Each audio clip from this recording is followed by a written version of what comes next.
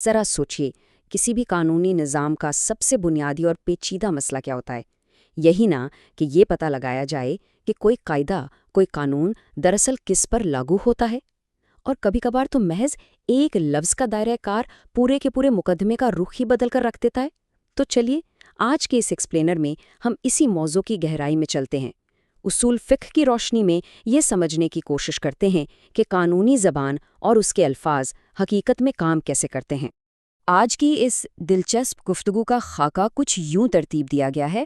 ہم ابتدا کریں گے قانون میں الفاظ کی طاقت سے، پھر خاص اور اس کی اقسام کو سمجھیں گے، اس کے بعد بات ہوگی عام قواعد کی، اور آخر میں ہم دیکھیں گے کہ عملی دنیا میں نفاذ کے وقت یہ احکامات قطعی رہتے ہیں یا ضمنی ہو جاتے ہیں۔ ایک مکمل فکری سفر ہے جس پر ہم نکلنے والے ہیں۔ تو شروعات کرتے ہیں قانون میں الفاظ کی طاقت سے۔ اسلامی فقہ اور خصوصاً اصول فقہ میں الفاظ کو ان کی ساخت کے اعتبار سے اتنی باریک بینی سے تقسیم کیا گیا ہے کہ انسان حیران رہ جاتا ہے، اور کسی بھی قانونی تحریر کی روح کو سمجھنے کے لیے اس تقسیم کا فہم ہونا بالکل لازمی ہے۔ اگر ہم ساخت یا وضع کے اعتبار سے دیکھیں تو الفاظ کی بنیادی طور پر 4 اقسام بنتی ہیں: خاص، عام، مشترک اور معول۔ اب یہاں جو بات واقعی نوٹ کرنے والی ہے وہ یہ ہے کہ قانونی تشریح کے لیے ان چاروں میں سے سب سے زیادہ اہمیت خاص اور عام کو حاصل ہے۔ یہ سمجھ لیجئے کہ یہی وہ 2 مضبوط ستون ہیں جن پر قوانین اور احکامات کی پوری عمارت کھڑی ہوتی ہے۔ چلیے سب سے پہلے خاص کی بات کرتے ہیں۔ نام سے ہی کافی حد تک ظاہر ہو رہا ہے، یہ وہ کیٹیگری ہے جو بالکل معین، مخصوص اور واضح ہے۔ اس کی نوعیت کچھ ایسی ہوتی ہے کہ اسے توڑا یا بدلا نہیں جا سکتا۔ یہ اپنی جگہ پر بالکل حتمی، اٹل اور پتھر پر لکیر کے مترادف ہے۔ اگر ہم کلاسیکی متون کی طرف جائیں تو کتاب اجمل الحواشی میں ایک انتہائی مستند اور مشہور عربی عبارت ملتی ہے: فالخاص لفظ وضع لمعنى معلوم او لمسمى معلوم علی الانفراد۔ یہ کوئی عام بات نہیں ہے، بلکہ صدیوں سے عظیم قانون دان اسی بنیاد کو سامنے رکھ کر اپنے اصول مرتب کرتے آ رہے ہیں۔ اس مستند اور کلاسیکی عبارت کا ایک سادہ سا مفہوم یہ نکلتا ہے کہ خاص وہ لفظ ہے جو کسی معین معنی یا ذات کے لیے بالکل تنہا یعنی انفراد کے طور پر وضع کیا گیا ہو۔ یہاں سب سے زیادہ زور دینے والی بات یہی انفراد کا تصور ہے، یعنی یہ لفظ صرف اور صرف ایک مخصوص ہدف پر لاگو ہوگا اور اس میں کسی اور کی شرکت کی کوئی گنجائش نہیں ہوتی۔ لیکن کہانی یہاں ختم نہیں ہوتی۔ فقہاء نے بڑی خوبصورتی سے یہ بھی واضح کیا ہے کہ اس مخصوص دائرے کے اندر بھی مختلف درجات یا اسکیل موجود ہیں۔ یہ دیکھنا انتہائی دلچسپ ہے کہ خاص الفاظ کی مزید کیا اقسام ہو سکتی ہیں۔ بنیادی طور پر اس کے 3 اہم درجات ہیں: خاص الفرد، خاص النوع اور خاص الجنس۔ جب ہم ان تینوں کو ایک ترتیب میں دیکھتے ہیں تو ذہن میں ایک بڑا واضح نقشہ ابھرتا ہے کہ کس طرح ایک مخصوص قانون کا دائرہ ایک فرد واحد سے شروع ہو کر بتدریج وسیع تو ہوتا ہے، لیکن پھر بھی وہ اپنی مخصوص حیثیت برقرار رکھتا ہے۔ مثال کے طور پر پہلے درجے یعنی خاص الفرد کو ہی دیکھ لیں۔ کلاسیکی دور میں اس کو سمجھانے کے لیے کسی شخص کے نام کی مثال دی جاتی تھی، جیسے زید، مگر آج کے دور میں اس کی بہترین مثال ہمارا شناختی کارڈ یعنی CNIC نمبر یا گاڑی کا انجن نمبر ہے۔ یہ نمبر پوری دنیا میں صرف اور صرف ایک ہی ذات یا چیز کی پہچان ہے، بالکل منفرد۔ اس سے اگلا درجہ آتا ہے خاص النوع کا۔ پرانی کتابوں میں اس کی مثال عموماً رجل یعنی مرد کے لفظ سے دی جاتی تھی، لیکن جدید دور میں ہم اسے پائلٹ یا ڈاکٹر جیسے پیشوں سے بآسانی سمجھ سکتے ہیں۔ یہ ایک ایسی مخصوص نوع ہے جس کے تمام افراد کی پیشہ ورانہ غرض ایک ہی ہوتی ہے، تو جب قانون کسی ڈاکٹر پر لاگو ہوتا ہے تو وہ اسی مخصوص نوع کو براہ راست ہدف بناتا ہے۔ اور تیسرا درجہ ہے خاص الجنس کا۔ پرانے وقتوں میں اس کے لیے انسان یا حیوان کی مثالیں عام تھیں، لیکن آج کل اس کی بڑی شاندار مثال پاکستانی شہری کی ہے۔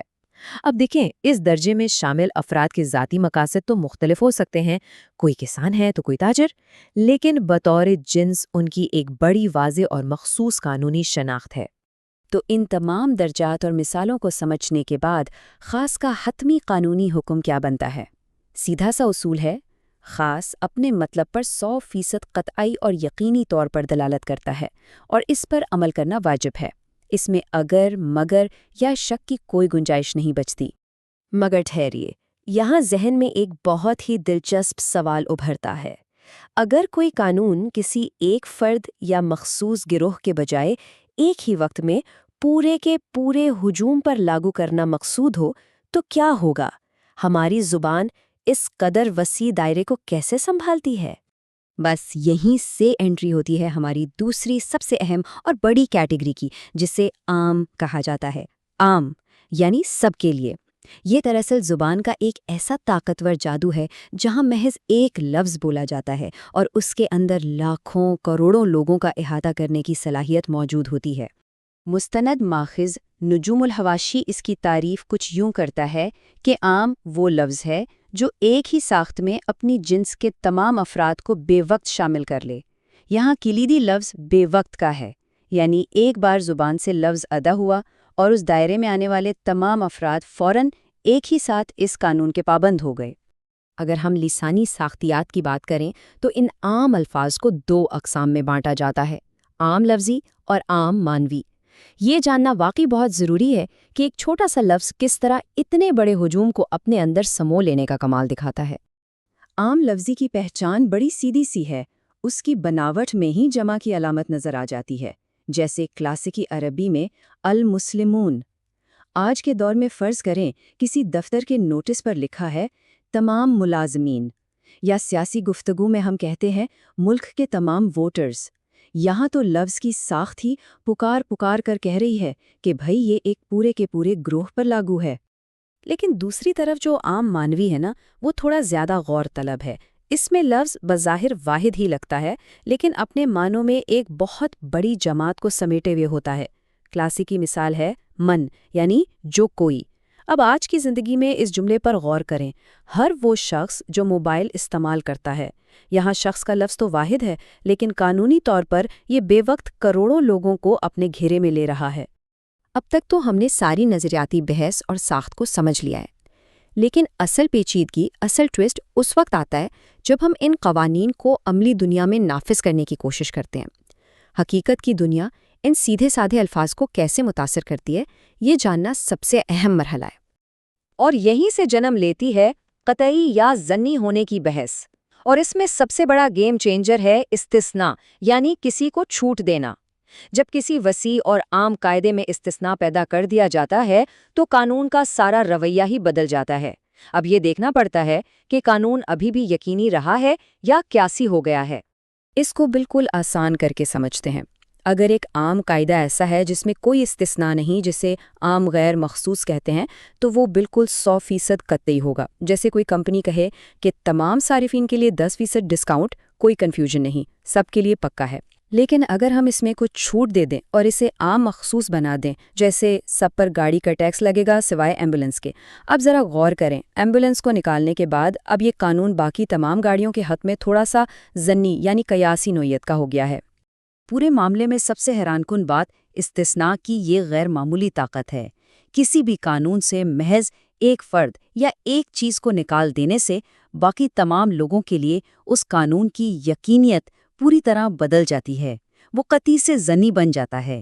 ٹیکس کے قانون میں ایک چھوٹی سی دی گئی چھوٹ پورے قانونی ڈھانچے کی مضبوطی کو اندر سے ہلا کر رکھ دیتی ہے۔ تو ان تمام باریکیوں کو جاننے کے بعد کیا ہمارے ارد گرد موجود روزمرہ کے قوانین اور معاہدوں پر ایک سوالیہ نشان نہیں لگ جاتا؟ جو الفاظ ہم اپنے معاہدوں میں پڑھتے ہیں، کیا وہ واقعی اٹل اور خاص ہیں، یا ان کے پیچھے چھپے ہوئے استثناء نے انہیں صرف ایک عام قانون کا روپ دیا ہوا ہے؟ یقین جانیے، زبان کی یہی چھوٹی چھوٹی باریکیاں ہی تو اس معاشرے میں ہمارے حقوق و فرائض کا اصل تعین کرتی ہیں۔